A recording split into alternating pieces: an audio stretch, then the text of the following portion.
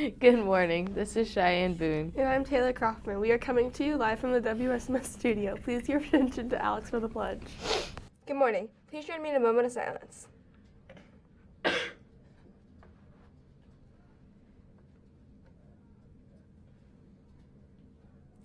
Please stand and face the flag for Pledge of Allegiance.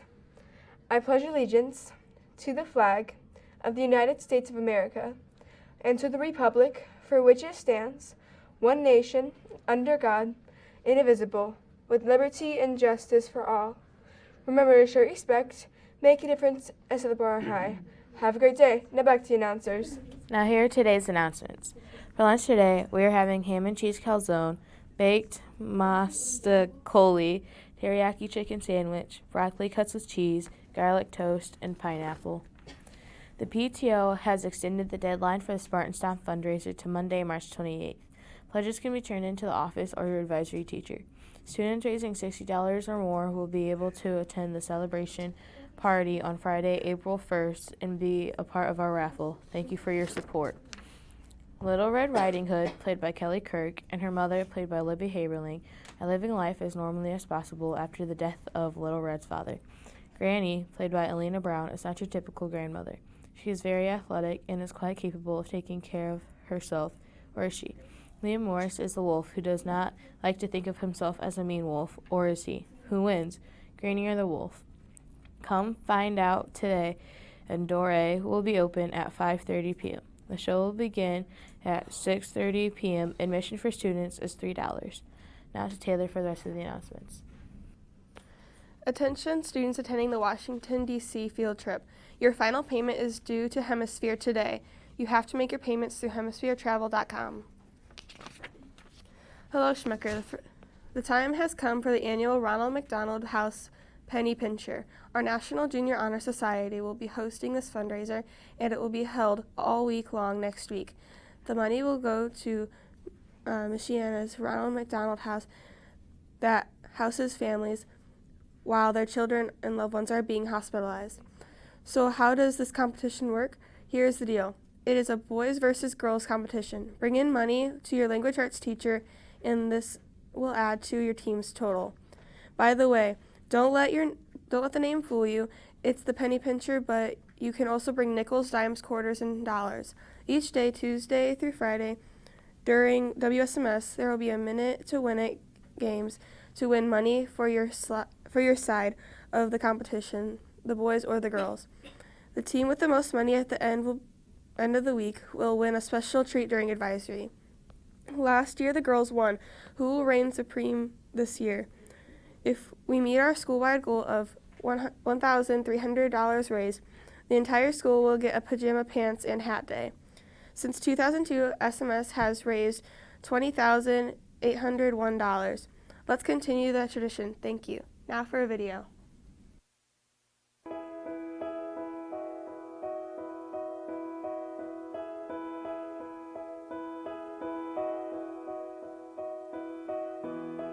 When I was 20 weeks pregnant, we went in for a routine ultrasound. We were just really excited to find out if it was a boy or a girl, and we had planned that day to go out for breakfast afterwards to kind of celebrate what we were having.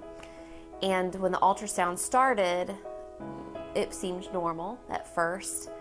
And then she got to the heart, and she said, "I'm going to look at the heart now," and I could tell something was wrong just by her demeanor. And she went out and got a doctor, and they came back inside and sat down with us and told us that only half of the baby's heart was forming. The plan was for him to have 3 surgeries. He had one within a week after he was born, and we were in the hospital for about a month right when he was first born. And then when he was around 6 months old or so, he had the next surgery. And then he did really well with that, just in the hospital for a week. So we were thinking, you know, this is not bad. We can manage with this. And then last November, November of 2012, we came just for a, they wanted to check out his heart because they weren't happy with kind of how he was doing. They planned to do a heart cath. They put him under anesthesia, and before they had even started the procedure, his heart just stopped on the table.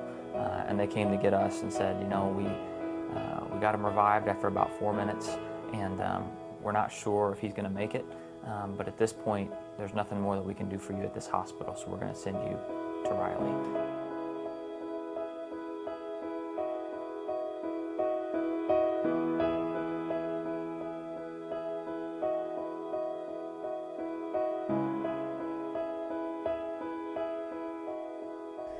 Well, we came on November 1st with an overnight bag. They said, you'll probably stay one night, let him recover. And then, of course, all the events of that day, one night turned into, that was 11 months ago. And we weren't prepared. No one, how can you be prepared for something like that? Your world is turned upside down, and we didn't know what we were going to do. And I remember those early days, it was so important just to stay here. You know, we live an hour away. It's like we just need to stay here. And that was the introduction we had to the Ronald McDonald House, because someone said, hey, you can just stay. You know, we didn't know that was an option. You can just stay here. You can stay at the Ronald McDonald House. And when we got a room at the Ronald McDonald House, that was kind of our first step to adjusting to a completely new lifestyle. Being able to stay together, I think, has made a huge impact on Caleb's adjustment to hospital life.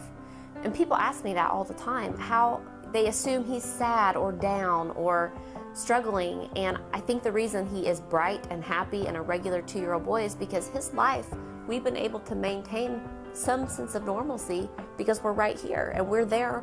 We're able to be there all day long because we can sleep across the street and we know that there's meals across the street. And because of our presence, the hospital life that Caleb now has become normal.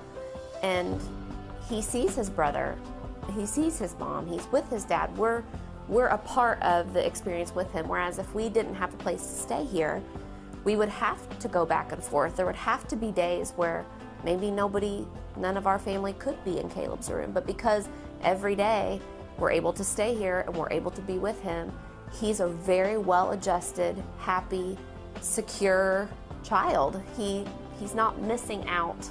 The Ronald McDonald House kind of fits like hand in hand with Riley. They work together to do to care for families that are in desperate need, and you almost can't have one without the other, because whenever you have a kid in the hospital, you always have a family that goes with them, and you can't neglect the needs of that family and just take care of the needs of that child. And so I really view Riley and the Ronald McDonald House as working together to do the job of caring for sick children. Without the Ronald McDonald House, we would have had a very different experience. You know, the support that they provided for our family, and I wouldn't even say it's indirect, the support that they provide for our son, because I think one of the biggest things the biggest assets that he has to get better is having his family around him, you know, to have something to live for. It's strange to say for a little kid, but really, I mean, that's what kids live for, is the support of their mommy and daddy, of their siblings. That's what they need. That's what keeps them going. And really, Ronald McDonald House has allowed us to do that.